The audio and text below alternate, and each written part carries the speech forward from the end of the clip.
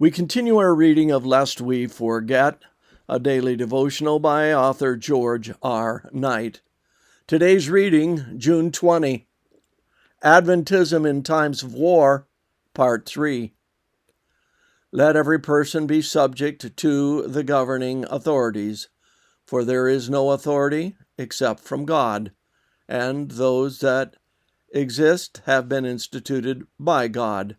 Therefore, he who resists the authorities resists what God has appointed, and those who resist will incur judgment.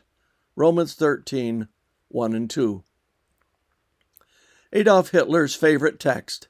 He stipulated that it or its companion in 1 Peter 2:13 be read at least once a year in every church in the Third Reich.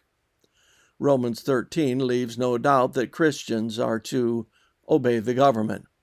But what, we ask again, should we do if God's appointed agency, the government, tells us to perform things that put us in a position of disobeying some of God's other teachings?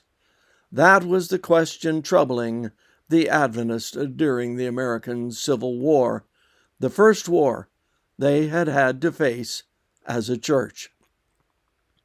James's August 12, 1862 article in the Review stirred up quite a bit of heat on the question.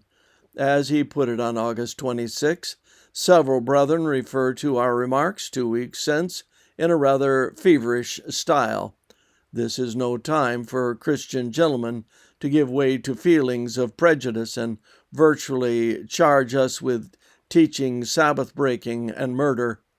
If any of you are drafted and choose to have a clinch with Uncle Sam rather than obey, you can try it.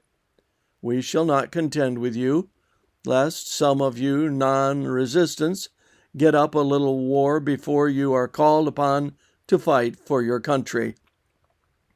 At that point, White significantly added that any well-written articles calculated to shed light upon our duty as a people in reference to the present war will receive prompt attention.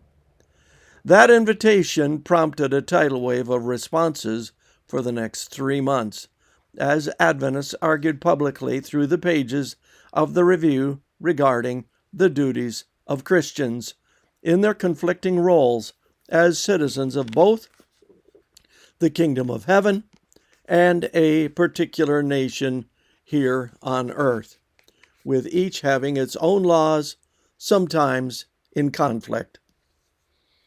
One theme that surfaces in the discussions is that we should study such controversial yet important questions during periods of peace, when emotions are calm and there is time to do a proper job.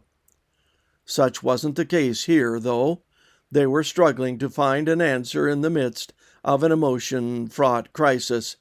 But the idea of thinking through important issues before a crisis is important. Help us, Father, to use the time of peace in our individual and our collective lives as a church to come to you in study and prayer so that we might more fully discern your will. This concludes our reading today of Lest We Forget.